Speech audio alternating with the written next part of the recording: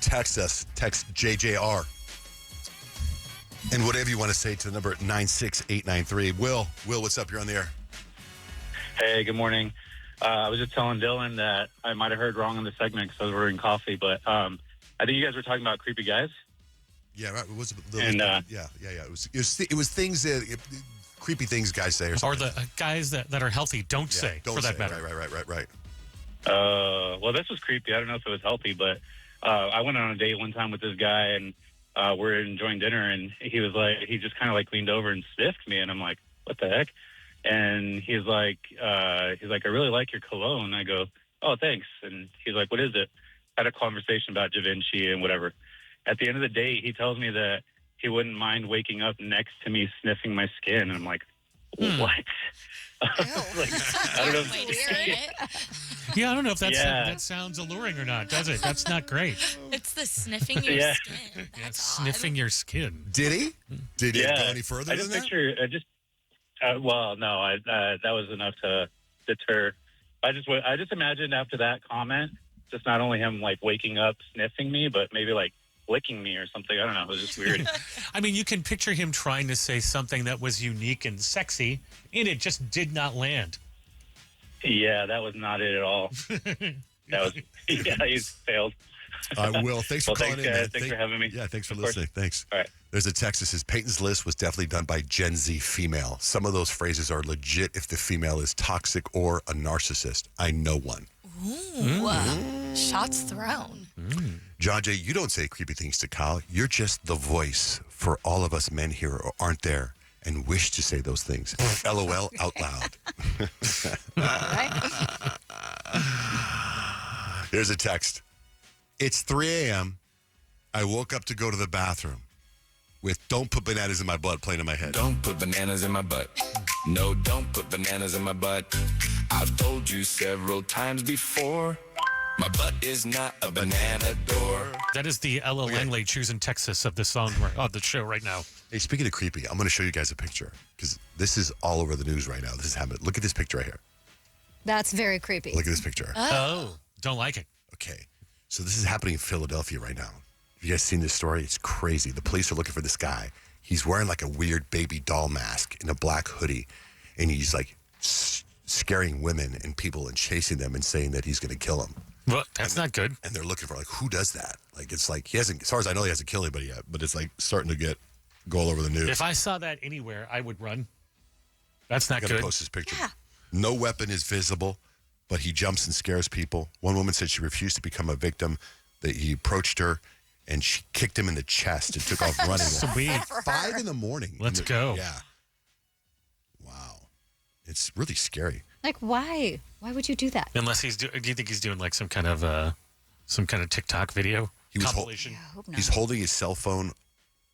There you go. Up in front of her, and he says, "Are you ready to die?" Is what he says to her. Yeah, it's some idiot doing a prank for creepy, TikTok. Though. Well, they're looking for him to arrest him. Like that's against the law. Yeah, Well, just because you're doing a TikTok doesn't mean you're not going to get arrested. Yeah, and he's probably going to post it, and that's how he's going to get caught. I don't think it's a TikTok. I think it's bigger than that. Is he just like a psychopath? Yeah. Does he actually hurt someone, or does he just scare them? I think he just if like scares he's them. crossed that line. I didn't read the whole article. I just saw the picture enough.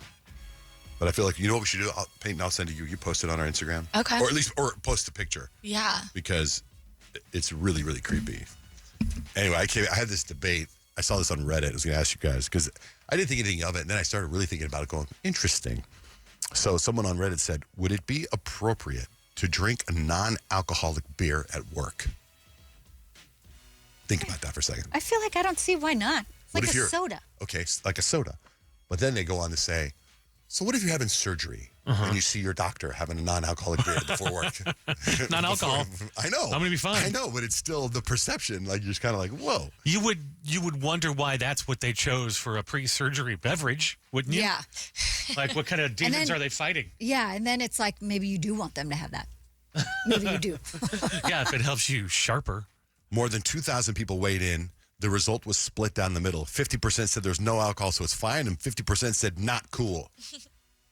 Didn't we have some non-alcohol beer here that Yeah, we've Grant was sipping definitely on? cracked open a couple non-alcoholic beers in here. But I feel like what makes it not cool for the patient is like maybe the scare that you would get of like, oh my gosh, my doctor's drinking a beer before he's about to And not knowing that it doesn't and have not alcohol knowing in it, it. right? Like Yeah. that fear or that like nervousness, I think is probably why people are like, not Yeah, cool. well, I would say whatever your pre-surgery ritual that is successful is, I would be okay with.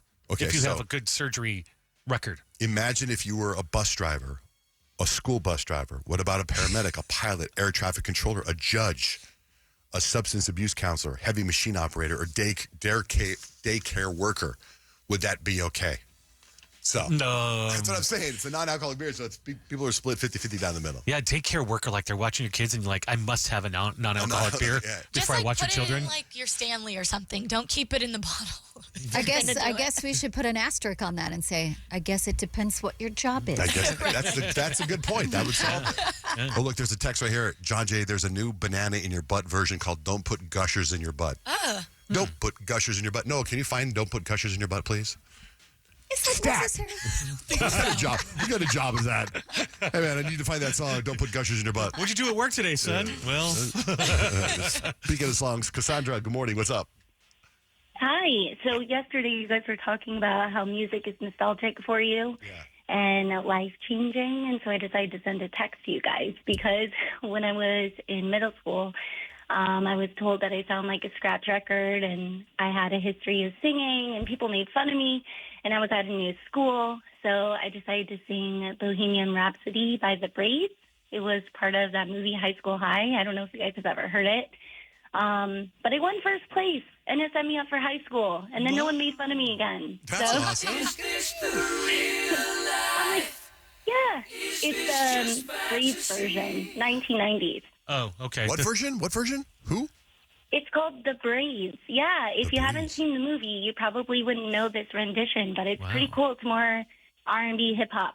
Oh, okay. I know the My Chemical Romance version that they did for Suicide Squad. That was really good I too. can't believe there's a better version than the Queen version. Well, I mean, that's I mean- the Oh original's no, always the I'm not best. saying that. I would never speak such blasphemy. But So this one is, were you like all Scaramouche? Were you doing that part? no, I didn't do that. I was more like an awkward kid, just kind of like bopping along, singing.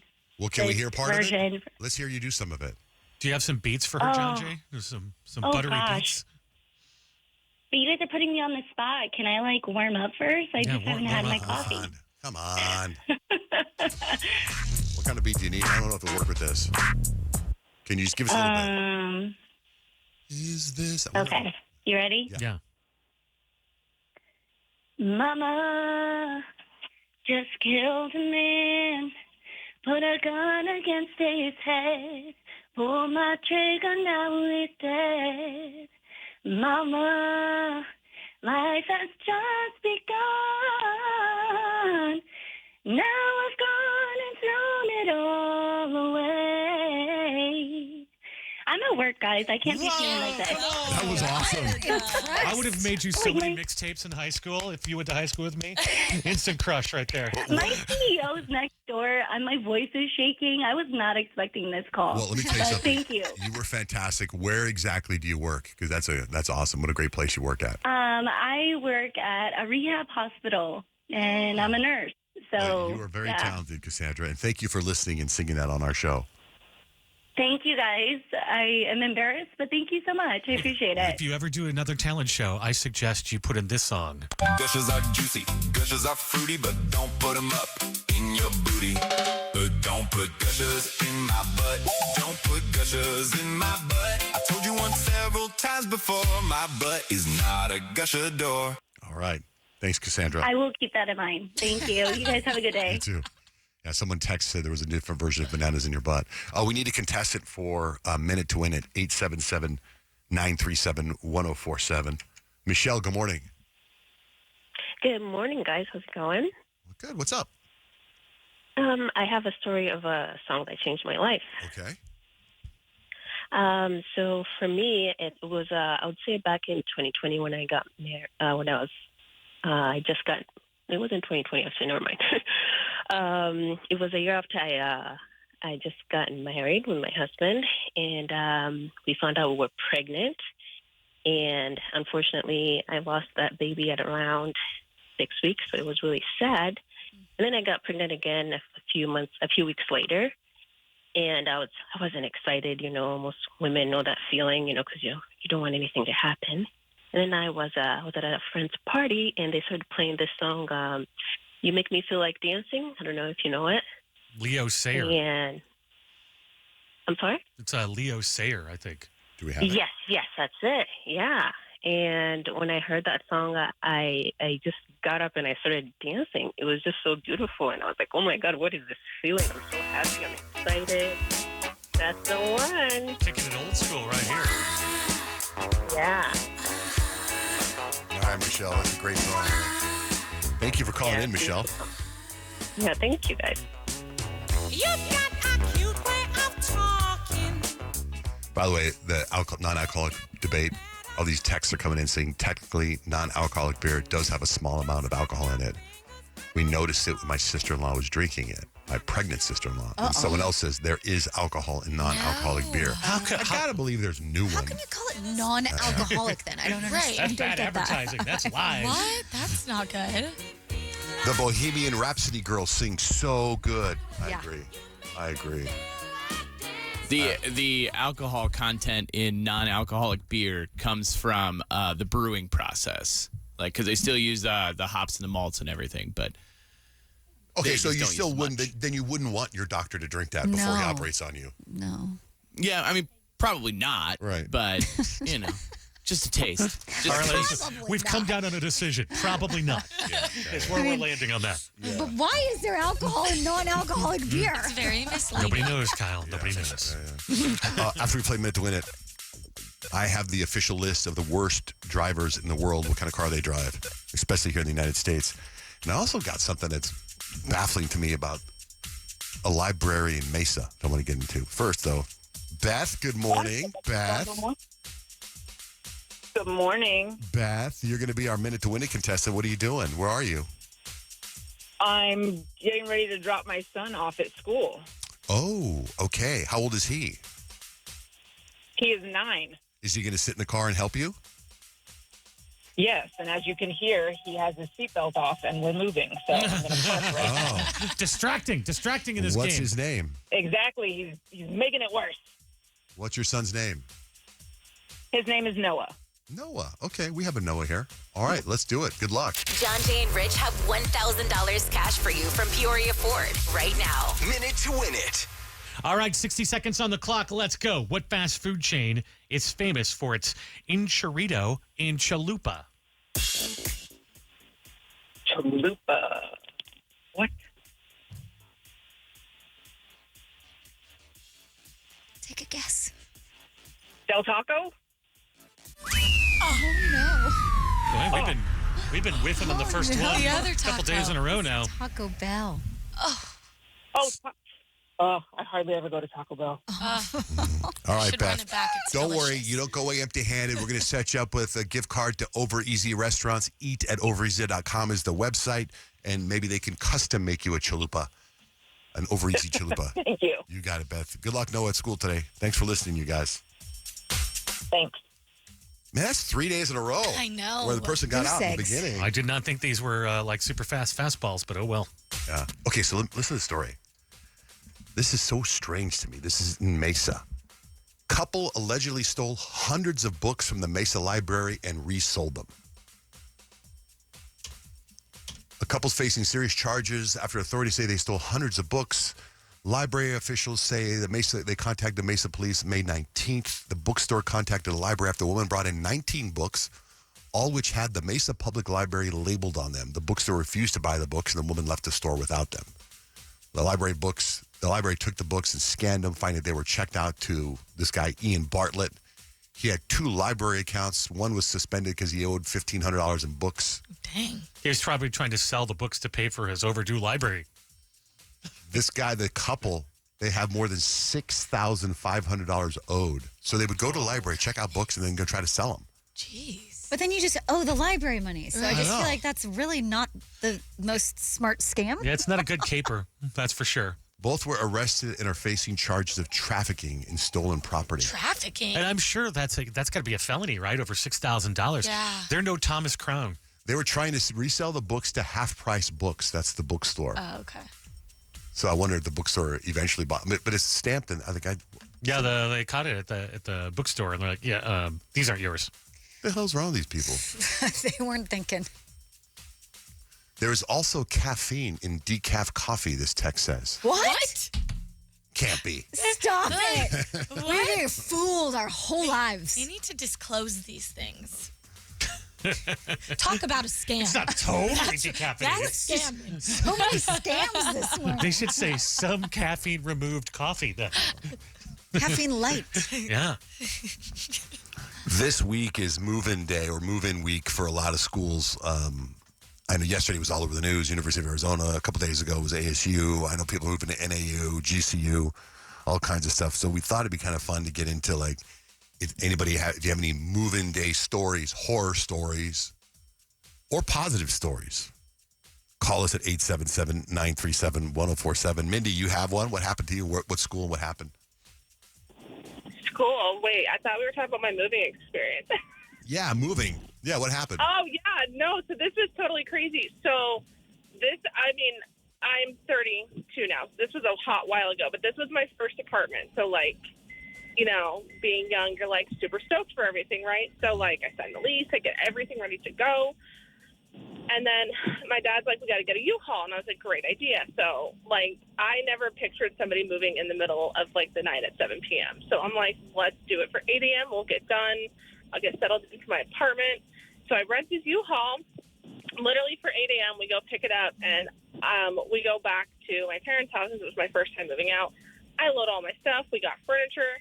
I'm excited. We drive all the way over to the apartment complex, and I'm like, oh, I'm here to get my keys. And this lady just looks at me, and she's like, keys? And I'm like, yeah, I signed a lease with you guys a few days ago. And she was like, yeah, but your keys aren't ready until 7 p.m. So what do you do with all your stuff? Hanging out all day in the truck? So essentially what ended up happening is I was really trying to negotiate with the apartment, but the apartment was just like, no, we can't. It's against, like, some type of whatever they had at that time. I don't even know. But so essentially my dad, thank God for my dad, he essentially called the U-Haul, explained the situation. They comped the first day for us. We kind of just left the U-Haul, and they were just essentially paid for the next day. And we ended up moving. It was literally like an all-night event. Like, it was like 7 p.m. to like 1 a.m., which is really weird to me because, like, you know, normal people are sleeping at like 1 a.m., but, you know. So I learned a very life lesson now. Every time we move, we get confirmation on what time we can get the keys. But I will tell you, from the many times we have moved, never had to move in the middle of the night again. Well, thanks, Mindy. Thanks for listening. Yeah. Thank you very much. Alexandra, you have information on the library caper? Yes. So I was just telling your partner there that the follow-up to that is that those individuals are actually homeless. And so when they were interviewed, the reason that they were stealing the books and reselling them, not that it's right, but it's because they were homeless and they were using the money to take care of their basic needs. And I think the news and social media like really picked up the story about the stealing of books, but they didn't really describe the why. And with how hot it is outside and how miserable our summers are, again, not justifying their actions, but I just wanted to share that because sometimes people are crazy and then sometimes people are just getting creative to meet their needs. Yeah, but sometimes almost every crime is like, well, I had to do that because I had to feed so-and-so. I had to do that because I needed to pay rent. Like, there's always a reason they're doing it. In fact, I believe the movie Les Mis was about a guy going to jail because he sold a piece of bread to feed his family. Like, there's always a reason. Absolutely correct. Right. And I do think that if as a society and as a system, you know, we did better to support people when they're in these situations or to prevent them, you know, we wouldn't have these crazy stories happening, or at least not as often. It is interesting to know the context.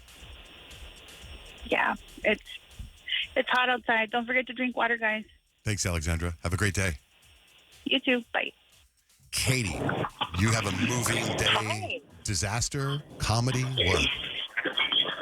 Yeah, so this was about 10 years ago, but I had moved in first week, got everything ready, And the very first night that I was there, it was like a room where you have 2 different rooms, and then you have like a living space that you share.